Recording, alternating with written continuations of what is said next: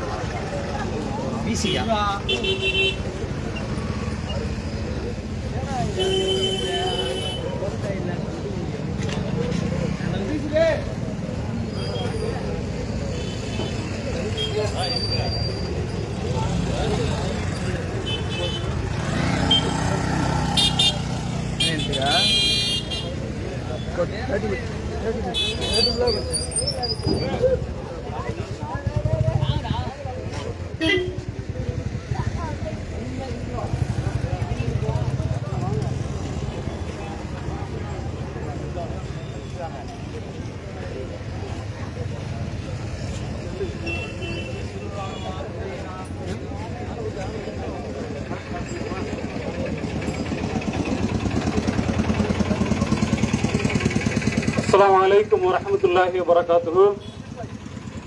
அறவற்ற அருளாளனும் நிகரற்ற அன்புடையனுமாகிய அல்லாஹ்வின் திருப்பெயரால் ஆரம்பம் செய்கிறேன். அனைத்து புகழும்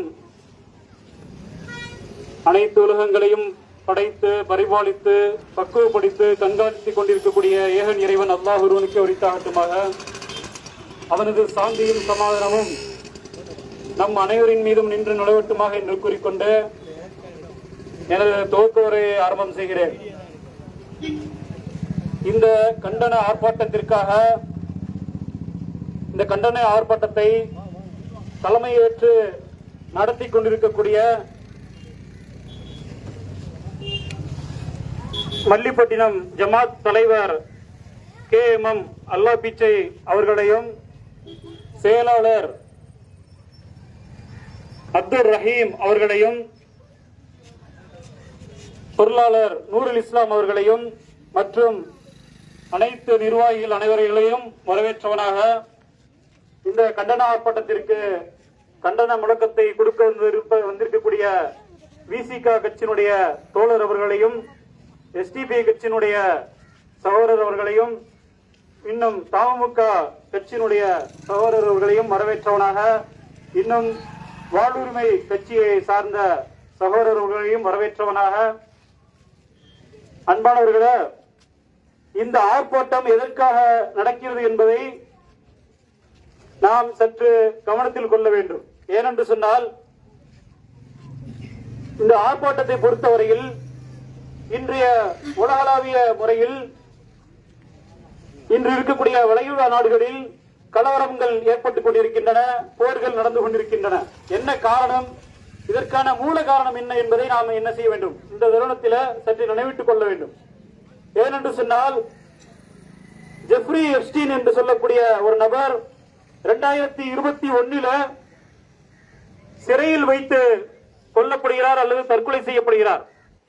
இவன் எதற்காக சிறைபிடிக்கப்பட்டான் என்றால், சிறிய பிள்ளைகளை, இளம் வயது பெண் பிள்ளைகளை கடத்தி வைத்துக் கொண்டு, இளம் பெண்களை கடத்தி வைத்துக் கொண்டு பாலியல் செய்த குற்றத்திற்காக என்ன செய்யப்படுகின்றான், சிறைபிடிக்கப்படுகின்றான். அந்த சிறைபிடிக்கப்பட்ட அந்த எஸ்டீன் இடத்துல என்ன செய்யப்படுகிறது, வாக்குமூலம் திரட்டப்படுகின்றது. அந்த வாக்குமூலம் தான் எப்ஸ்டீன் ஃபைல்ஸ்.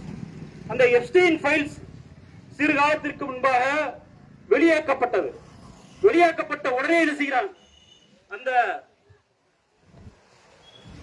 ட்ரம்ப் என்ன செய்கிறான் என்று சொன்னால், ஒரு விஷயத்தை மேற்கொள்கிறான். என்ன காரணம், அந்த ஆவணங்களிலே கிட்டத்தட்ட 30 லட்சம் பக்கங்கள் கொண்ட ஆவணங்கள். அந்த ஆவணங்களிலே நிறைய புகைப்படங்கள், நிறைய வீடியோக்கள், நிறைய வாக்குமூலங்கள், நிறைய இமெயில் ஐடிகள், தொடர்புகள், எல்லா விதமான விஷயங்களும் அதில் பதிந்திருக்கின்றன. அந்த விஷயங்களில் யாரெல்லாம் ஈடுபட்டிருக்கிறார்கள் என்று சொன்னால், அந்த அமெரிக்காவுடைய அதிபர் ட்ரம்ப் என்ன செய்கிறான், அதில் இருக்கின்றான். அதே போல பில்கேட்ஸ் இருக்கின்றான். அதே போல இந்த இந்தியாவில் இருக்கக்கூடிய அமைச்சர் இருக்கின்றார், பிரதமர் இருக்கின்றார். இப்படி அனைத்து நாட்டினுடைய அரசர்கள், முக்கியமான அமைச்சர்கள் எல்லாரும் என்ன செய்கிறார்கள், அதில் ஈடுபட்டு இருக்கின்றார்கள். இந்த விஷயம் லீக் ஆன உடனே என்ன செய்கிறார், அந்த ட்ரம்ப் என்ன செய்கிறார், ஒரு விஷயத்தை கையில் எடுக்கின்றார். என்ன விஷயம்? ஒபாமா என்ன செய்தார்? ஒபாமா ஒசாமா பின் லேடனை கொலை செய்தார். ஒசாமா பின் லேடனை கொலை செய்த உடனே அவர் புகழ் உச்சிக்கு தூக்கப்பட்டார். அவர் என்ன செய்யப்பட்டார்? புகழுக்கு செல்லப்பட்டார். அதனுடைய அடிப்படையில் நாமும் என்ன செய்ய வேண்டும்? ஏதாவது நாட்டினுடைய அதிபரை கொன்றுவிட்டோம் என்று சொன்னால் நம்ம என்ன செய்வார்கள்? இந்த நாட்டு மக்கள் நம்மளை தூக்கி புகழ் பாட ஆரம்பித்து விடுவார்கள் என்று காரணம் கூறி, காரணத்தை ஏற்படுத்தி கொண்டு என்ன செய்கிறான்? அவன் அந்த ஈரானுடைய அதிபரை என்ன செய்கிறான்? கொமேனியை சதித்திட்டம் தீட்டி கொலை செய்து விடுகின்றான். அதனுடைய அடிப்படையில் இன்றைய வகையில் என்ன செய்யப்படுகிறது? அவனுடைய அந்த சதி திட்டங்கள் இன்று உலகளாவிய முறையில் அதனுடைய எதிர்பார்ப்புகள், பிரதிபலன்கள் நடந்து கொண்டிருக்கின்றன, பிரதிபலிப்புகள் நடந்து கொண்டிருக்கின்றன. ஆக இது போன்ற இந்த கலவரங்களுக்கும் இந்த போர்களுக்கும் காரணமான இந்த ட்ரம்பை இந்த மாநாட்டினுடைய ரீதியாக வன்மையாக கண்டிக்கின்றோம். இன்னும் இஸ்ரேலையும் வன்மையாக கண்டிக்கின்றோம். இங்கு வந்திருக்கக்கூடிய அனைத்து ஜமாத்தினர்களையும், 14 ஊர் சேர்ந்த 14 ஊர் ஜமாத்தினர்களையும், மற்ற அனைத்து கட்சியினுடைய தொண்டர்கள், செயல் வீரர்கள் அனைவர்களையும் வரவேற்று அவர்களுக்கு நன்றி கூறியவனாக இந்த துவக்க உரை முடிவு செய்து கொண்டு, அடுத்தபடியாக எஸ்டிபி கட்சியினுடைய செயலாளர் சகோதரர் ரியாஸ் அகமது அவர்கள் சிறப்புரை நிகழ்த்துவார்கள்.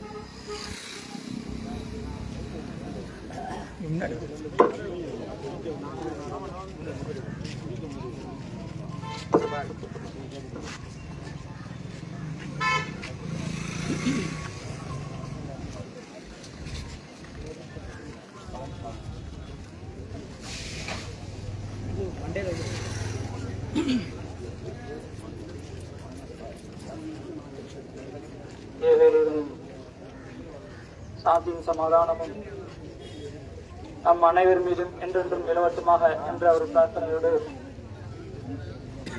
இந்த மல்லிப்பட்டின மண்ணிலே நெஞ்சில் நீதியோடும் கண்ணில் அறச்சீற்றத்தோடும் கூடியிருக்கக்கூடிய அனைத்து கட்சி பெரியவர்களுக்கும், 16 ஜமாத்தார்களுக்கும், மாணவர்களுக்கும், மேலும் இந்த அநீதியை எதிர்த்து களத்திலே இந்த ஆர்ப்பாட்டத்தை ஒருங்கிணைத்த மல்லிப்பட்டின ஜமாத்தார்களுக்கும் புரட்சிகர வாழ்த்துக்களை தெரிவித்துக் கொண்டு என்னுடைய இந்த சிறிய உரையை ஆரம்பம் செய்கின்றது. ஈரானில் நடந்தது வெறுமனே ஏதோ ஒரு தலைவர்களுடைய படுகொலை தானே, ஏன் அதற்கான போராட்டத்தை நாம் கையில் எடுக்க வேண்டும்? ஏன் மல்லிப்பட்டினத்தில் இந்த போராட்டத்தை நாம் செய்ய வேண்டும்? உலகமே இதை அநீதிக்கு எதிரான ஒரு சூழ்நிலையாக பார்த்துக் கொண்டிருக்கின்ற போது இந்த போராட்டத்தை எடுக்க வேண்டிய சூழ்நிலை என்ன? ஏன் மற்ற விஷயங்களுக்கு போராடாத இந்த சமூகம் ஈரானுக்காக போராட்டத்தை களத்தில் நிற்கிறது என்று சமூக வலைதளங்கள் கேள்வி கேட்கக்கூடியவர்களுக்கு நாம் அத்தனைக்கும் இந்த போராட்டத்தின் வழியாகத்தான் நாம் பதில் சொல்லியாக வேண்டும். ஏனென்று சொன்னால், இந்த மர்ஹூம் இமாம் அயத்துல்லா அலி காமேனி அவர்களுடைய மரணம் என்பது ஒரு தனி நபருடைய மரணம் அல்ல, இது ஒட்டுமொத்த சமுதாயத்துடைய அச்சுறுத்தலுக்கான மரணம், அந்த நாட்டுடைய இறையாண்மைக்கு எதிரான மரணம், அந்த நாட்டு தேசத்து சுதந்திரத்துடைய தேசத்திற்கு எதிரான அச்சுறுத்தலுக்கான சவால். இந்த இறையாண்மையையும் இந்த சவாலையும் எதிர்கொள்ளக்கூடிய இந்த திராணி இந்த ஒட்டுமொத்த சமுதாயத்திற்கும் தேசத்திற்கும் இருக்கு என்பதை கூறிக்கொள்வதற்காகத்தான் நாம் இது போன்ற ஆர்ப்பாட்டங்களை நாம் எடுத்துக் கொண்டிருக்கின்றோம். இந்த தனிநபருக்காக நாம் போராடவில்லை. ஏனென்று சொன்னால், இந்த படுகொலையை நிகழ்த்தியது அமெரிக்கா இஸ்ரேலுடைய கூட்டு ராணுவம், அதிலும் குறிப்பாக மொசாதுடைய படை, இஸ்ரேலுடைய உளவு பிரிவான மொசாதுடைய படை இன்றைக்கு காமேனியை கொலை செய்திருக்கின்ற சொன்னால், இவர்களுடைய இந்த கொலை என்பது நேற்று இன்று அல்ல, வேறொரு நாட்டிற்கு போய் இறையாண்மை கொலை செய்வது என்பது நேற்று இன்று அல்ல, பல தசாப்தங்களாக இவர்களுடைய படுகொலை என்பது தொடர்ந்து கொண்டே இருக்கின்றது. 1973 மொராக்கோவுடைய ஒரு இளைஞர் ஐரோப்பியாவுடைய ஒரு அமைதியான நகரத்தில் மொராக்கோவை சேர்ந்த ஒரு இளைஞர் ஒரு சர்வராக வேலை செய்து கொண்டிருக்கின்றார். அவருடைய மனைவி நிறை மாத கர்ப்பிணி. 1973 நடந்த ஒரு படுகொலை.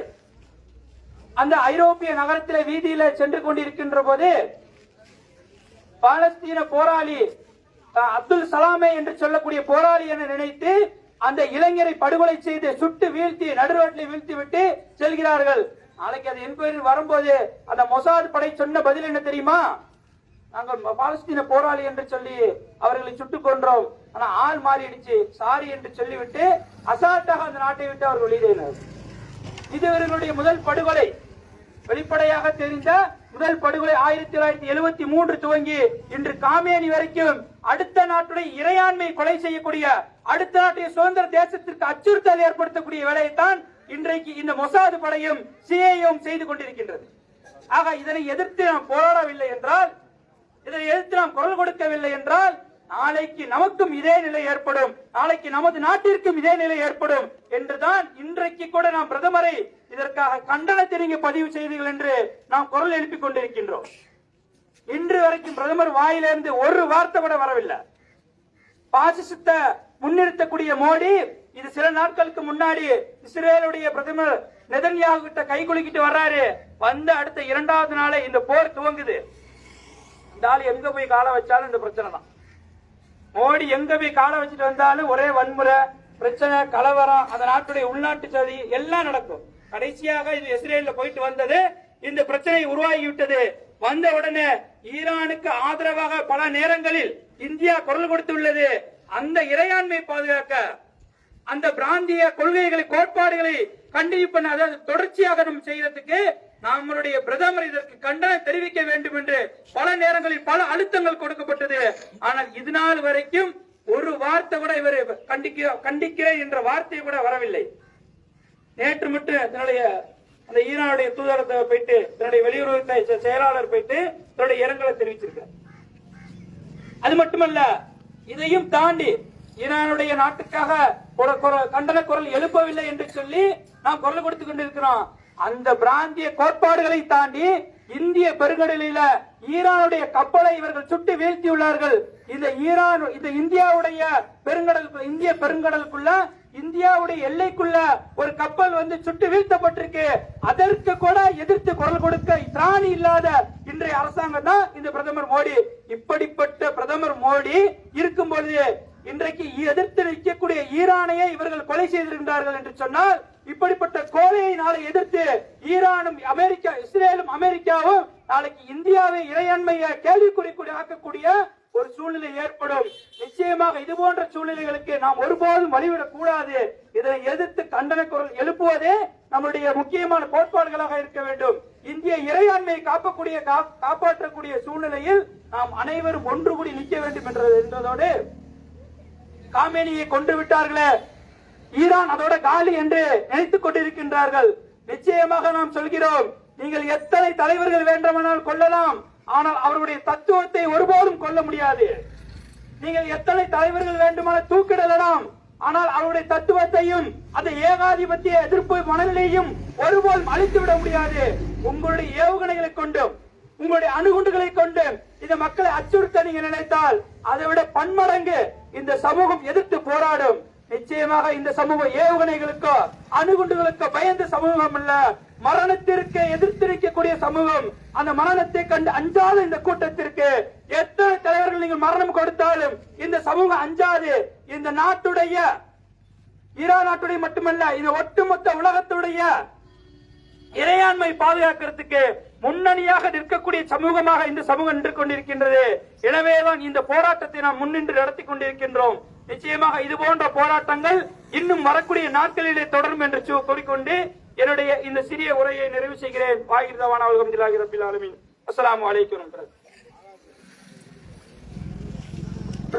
அடுத்தபடியாக விடுதலை சிறுத்தை கட்சியினுடைய மாவட்ட செயலாளர் தோழர் காப்ப அரவிந்த் குமார் அவர்கள் இப்பொழுது உரையாற்றுவார்கள்.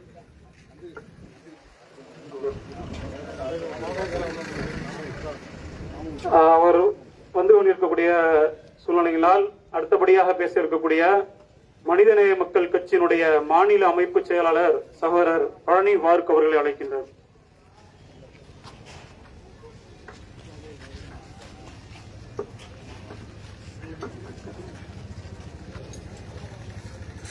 மேகங்களை ஓட வைத்து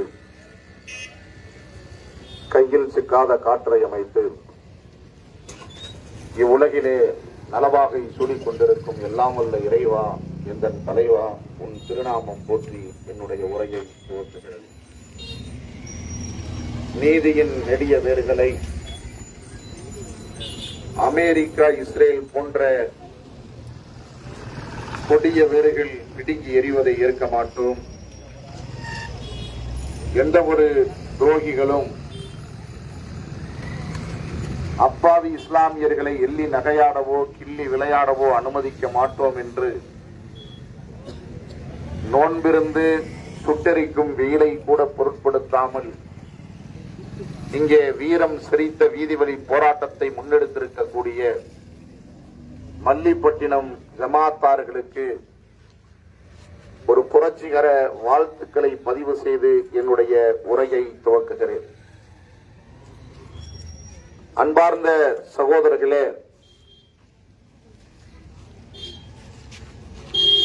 கடந்த பிப்ரவரி 28 அமைதியான முறையில் போர் நிறுத்தம் செய்யப்பட்ட நிலையில் பேச்சுவார்த்தை என்ற பெயரிலே ஒரு கபட நாடகத்தை ஒருபுறம் நிகழ்த்திக் கொண்டு புனிதமிகு ரமலான் மாதத்தில் அமைதியாக நோன்பு நோற்று தங்களுடைய இறை கடமைகளை நிறைவேற்றிக் கொண்டிருந்த ஈரான் மீது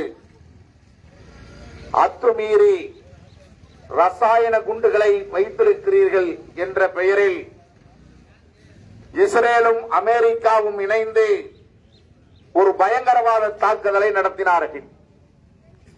அந்த பயங்கரவாத தாக்குதல் நடத்தப்பட்ட போது அமெரிக்காவும் இஸ்ரேலும் சொன்னார்கள், ரசாயன குண்டுகளை பதுக்கி வைத்திருந்த பதுங்குகுழி மீது நாங்கள் குண்டை கொண்டு தாக்கினோம் என்று சொன்னார்கள். ஆனால் அவர்கள் தாக்கிய களம் என்பது 1ஆம் வகுப்பிலிருந்து 5ஆம் வகுப்பு வரை படிக்கக்கூடிய, அதுவும் பெண் பிள்ளைகள் பச்சிலம் குழந்தைகள் படிக்கக்கூடிய பள்ளிக்கூடத்தின் மீது வெடிகுண்டுகளை போட்டு ஏறத்தாழ 169 பச்சிலம் பிஞ்சுகளை அடித்து படுகொலை செய்தார்கள். அமைதியான முறையில் சென்று கொண்டிருந்த ஈரான் மீது தாக்குதல் தொடுத்த அந்த பயங்கரவாதத்தை எதிர்த்து ஆயத்துல்லா அல் கமேனி அவர்கள் இஸ்ரேல் அமெரிக்க கூட்டு போருக்கு ஒத்துழைத்து நாங்களும் பதில் தாக்குவோம் நடத்துவோம் என்று நெஞ்சுரத்தோடு ஒரு போரை அறிவிப்பு செய்து ஈரானும் பதில் தாக்குதலை நடத்தியது. இங்கே ஒரு விஷயத்தை சிந்தித்து பார்க்க வேண்டும். ஈரான் மீது அமெரிக்காவும் இஸ்ரேலும் குண்டுமழை பொழிந்தால் இந்தியாவிலே குறிப்பாக தமிழகத்திலே இருக்கக்கூடிய முஸ்லிம்கள் ஏன் போராடுகிறார்கள் என்று கேட்கக்கூடிய சங் பரிவார கூட்டத்திற்கு நான் ஒரு விஷயத்தை சொல்லிக்கொள்ள கடமைப்பட்டிருக்கிறேன். அமைதியான முறையில் இருந்த ஈரான் மீது வம்பிழுத்தது யார்? ஈரான் தீவிரவாதத்தை நாங்கள் தடுத்து நிறுத்துகிறோம் என்று சொல்லி பச்சிலம் குழந்தைகளை கொன்று குவித்தது யார்? சிந்தித்து பார்க்க வேண்டும். ஒரு அண்டை தேசத்தில் இந்தியா எப்படி ஒரு தேசமோ அதே மாதிரிதான் ஈரானும், இஸ்ரேல் எப்படி ஒரு தேசமோ அதே மாதிரிதான் ஈரானும்.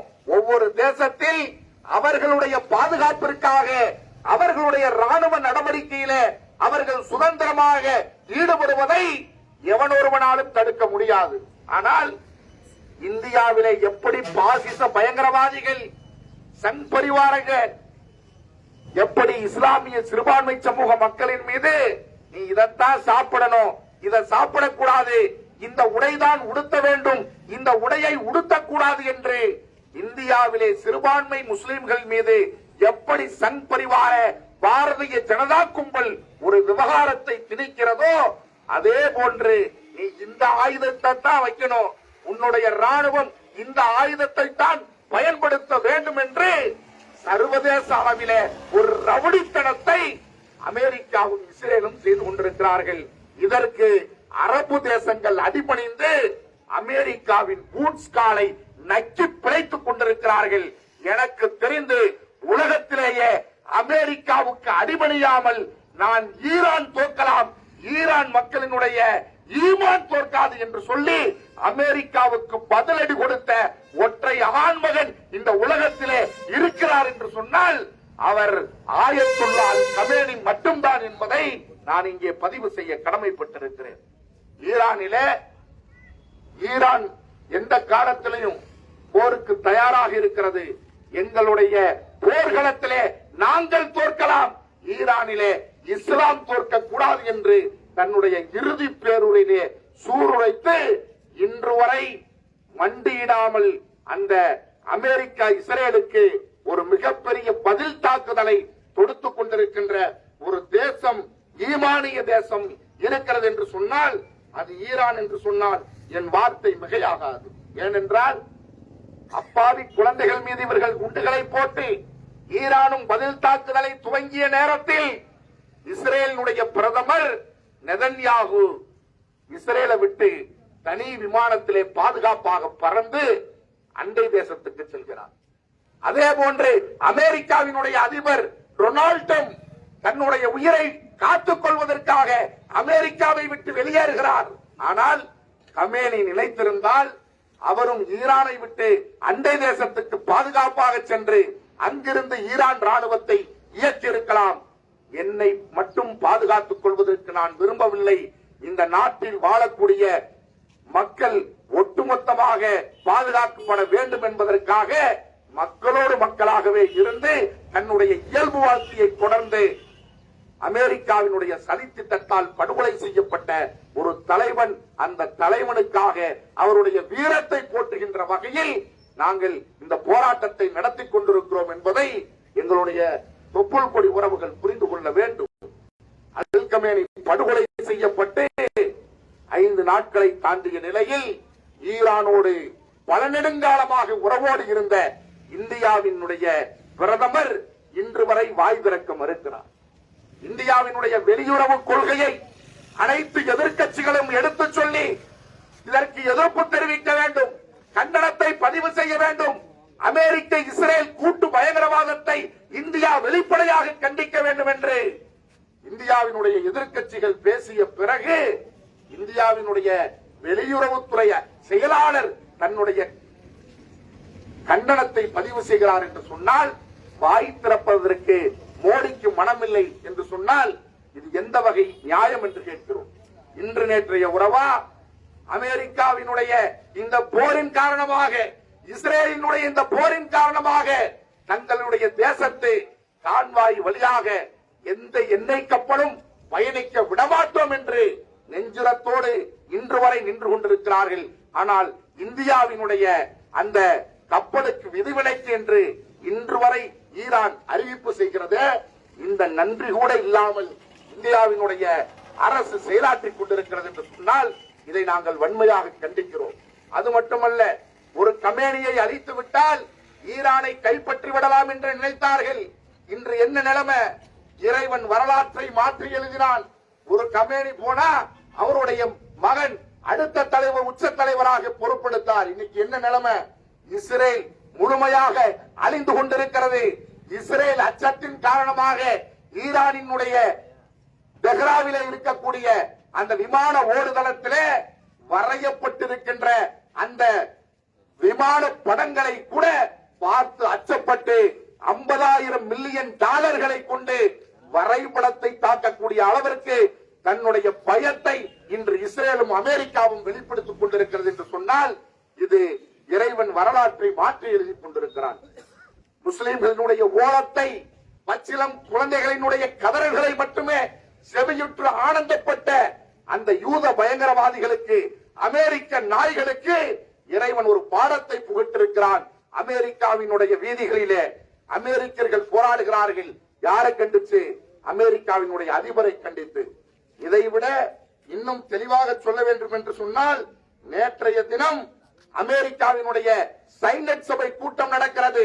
அந்த சைனட் சபை கூட்டத்திலே பங்கெடுத்த அமெரிக்காவினுடைய கடற்படை தளபதிகளிலே ஒருவர், அமெரிக்காவுக்காக போர் செய்யுங்கள், சாவதிலே ஒரு நியாயம் இருக்கிறது, இஸ்ரேலுக்காக எங்களுடைய உயிரை இழப்பதற்கு நாங்கள் தயாராக இல்லை என்று சொல்லி சைனட் சபை கூட்டத்திலேயே அவர் கொக்கரைக்கக்கூடிய காட்சியை நம்மால் சமூக வலைதளங்களிலே பார்க்க முடிகிறது.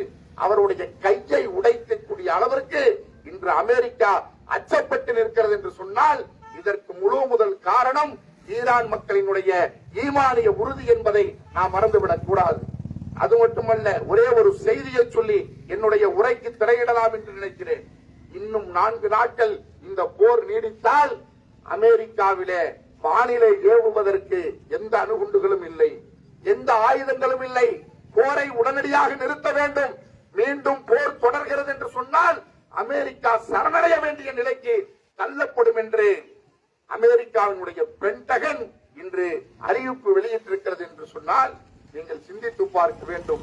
ஈரான் மக்களினுடைய அந்த ஈமானிய உறுதி, இன்னும் எத்தனை நாள் போரை நீங்கள் கொடுத்தாலும் நாங்கள் சந்திப்பதற்கு தயார் என்று அறிவிப்பு செய்திருக்கிறார்கள் என்று சொன்னால், ரமலானினுடைய 2வது பத்திலே நாம் இருந்து கொண்டிருக்கிறோம்.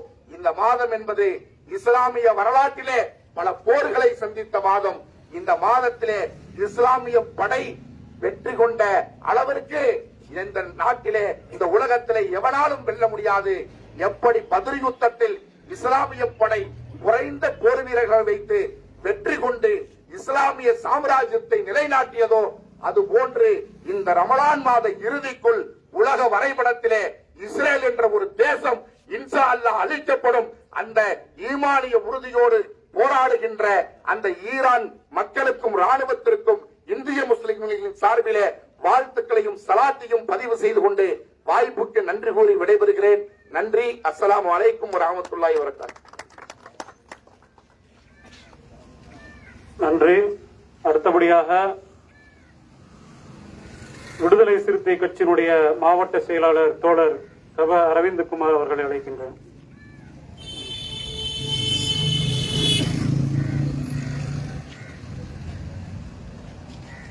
மிகுந்த எழுச்சியோடு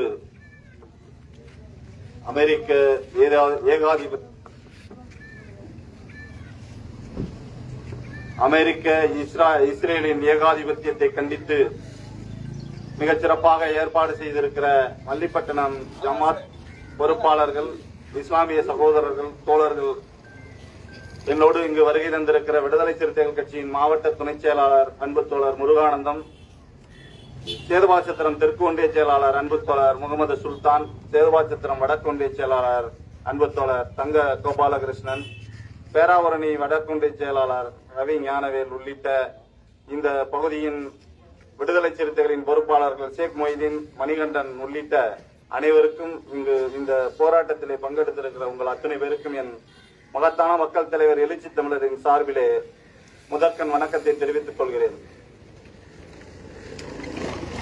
ஒரு நேர்மையற்ற ஒரு போரை தொடுத்திருக்கிற இஸ்ரேல் அமெரிக்கா ஏகாதிபத்தியத்தை கண்டித்து இன்று நாடு முழுவதும், இந்திய நாடு முழுவதும் போராட்டங்கள் ஆங்காங்கு வெடித்துக் கொண்டிருக்கின்றன.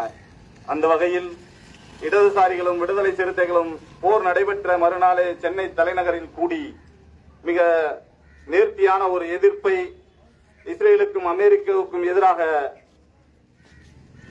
ஈரானின் உச்சபட்ச தலைவர் ஐயா காமேனியின் கொல்லப்பட்டதற்கு தனது கண்டனத்தை பதிவு செய்திருக்கிறார்கள். அந்த வகையில் இன்று மல்லிப்பட்டினத்தில் நடைபெற்றுக் கொண்டிருக்கிற இந்த கண்டன ஆர்ப்பாட்டத்தில் நாம் தெரிவித்துக் கொள்வது என்னவென்று சொன்னால், உலக ஏகாதிபத்தியம்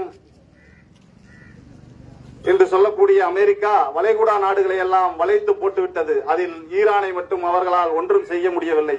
அதனால்தான் ஏறத்தாழ 40 ஆண்டுகளாக திட்டமிட்டு ஈரானை தாக்குவதற்கு முயற்சி செய்து அதன் உச்சபட்ச தலைவர் காமேனி அவர்களை இன்று கொண்டிருக்கிறார்கள். இந்த பயங்கரவாத போக்கை வல்லரசாக வளர்ந்து வரக்கூடிய பாசிச ஆட்சி நடத்தி கொண்டிருக்கிற நரேந்திர மோடி அவர்கள் கண்டிக்காமல் மௌனம் காத்து வருகிறார். அந்த நிகழ்வை இந்திய பிரதமர் நரேந்திர மோடி அவர்கள் கண்டிக்க மறுக்கிற இந்த நிகழ்வை விடுதலை சிறுத்தைகளின் சார்பில் வன்மையாக கண்டிக்கிறோம். அயோத்தி தீர்ப்பு வந்தபோது ஒட்டுமொத்த இந்தியாவும் குமரி முதல் கன்னியாகுமரி வரை, குமரி முதல் இமயம் வரை அமைதியாக இருந்தது. அப்பொழுது தென் தமிழகத்திலிருந்து ஒரு தலைவர், மகத்தான மக்கள் தலைவர் எழுச்சி தமிழர் ஒரு கண்டனத்தை பதிவு செய்தார் முதலில். அதுபோல இன்றும் ஈரான் உச்சபட்ச தலைவர் காமேனி அவர்களுக்கு தனது கண்டனத்தை முதலில் தெரிவித்தவர் தமிழகத்தில் இருந்து மகத்தான மக்கள் தலைவர் எழுச்சி தமிழர் என்பதை இந்த நாடு அறியும், நீங்களும் அறிவீர்கள். அந்த வகையிலே இஸ்லாமிய எங்களது தொப்புள் கொடி சொந்தங்களான இஸ்லாமிய சொந்தங்கள் அனைத்து நிகழ்வுகளுக்கும் விடுதலை சிறுத்தைகள் உற்ற துணையாய் இருக்கும். ஈரான் மீது தொடுக்கப்படுகிற இந்த போரை வன்மையாக கண்டிக்கிறோம் என்று சொல்லி தந்த வாய்ப்புக்கு நன்றி கூறி விடைபெறுகிறேன். நன்றி, வணக்கம். நன்றி. இறுதியாக இந்த ஆர்ப்பாட்டத்திற்கு வருகை புரிந்த அனைவருக்கும் நன்றி கூறுவதற்காக மல்லிப்பட்டினம் ஜமாத்தினுடைய செயலாளர் ஏ அப்துல் ரஹீம் அவர்களை அழைக்கின்றோம்.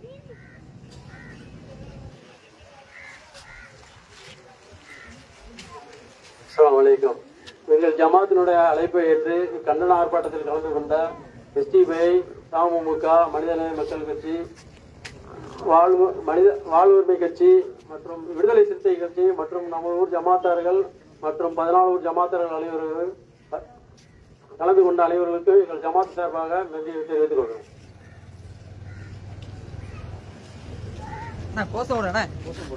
ஒரு கோஷம் சொல்லுங்க. கோஷமே பண்ணாம அண்ணா பகதண்ணா அங்க ஒரு 10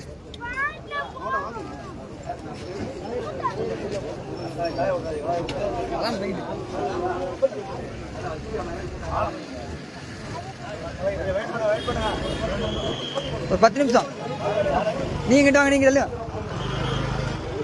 அஸ்ஸலாம் அஸ்ஸலாம் அஸ்ஸலாம் அஸ்ஸலாம் யா சகீதே அஸ்ஸலாம்.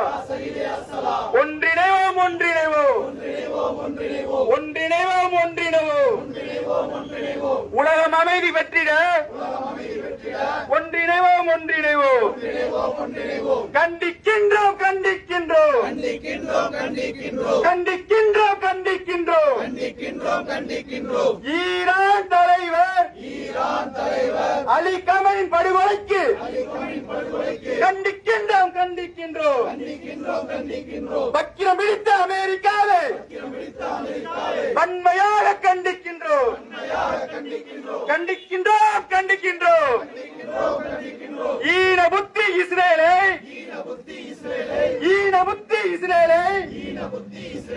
வன்மையாக கண்டிக்கின்றோம். குழந்தைகளை கொன்று குவிக்கும் கொடுமைக்கார அமெரிக்காவை வன்மையாக கண்டிக்கின்றோம். உடன் நிற்போம் உடன் நிற்போம் உடன் நிற்போம் உடன் நிற்போம். ஈரான் நாட்டுடன் உடன் நிற்போம். ஈரான் மீதான தாக்குதல் நீதியின் மீதான தாக்குதல் ஈரான் மீதான தாக்குதல் நீதியின் மீதான தாக்குதல். வீழ்க வீழ்க வீழ்கவே வீழ்க வீழ்க வீழ்கவே. வெறி பிடித்த ட்ரம்பின் ஆட்சி வெறி பிடித்த ட்ரம்பின் ஆட்சி. வீழ்க வீழ்க வீழ்கவே ஒழிக ஒழிக ஒழிகவே ஒழிக ஒழிக ஒழிகவே. கொடுமையின் வடிவமான இஸ்ரேல் ஒழிகவே. நெதன்யாகு டம்பு கூட்டம் நெதன்யாகு டம்பு கூட்டம் பிணங்களாக வாழுது. மாவீரர் அலி கமைனி வீரனாக வாழ்றாரு. ஒன்றிணைவோம் ஒன்றிணைவோம் ஒன்றிணைவோம் ஒன்றிணைவோம். உலக அமைதி காப்பதற்கு ஒன்றிணைவோம் ஒன்றிணைவோம். அஸ்ஸலாம் அஸ்ஸலாம். யா சகீரே அஸ்ஸலாம். அஸ்ஸலாமு அலைக்கும்.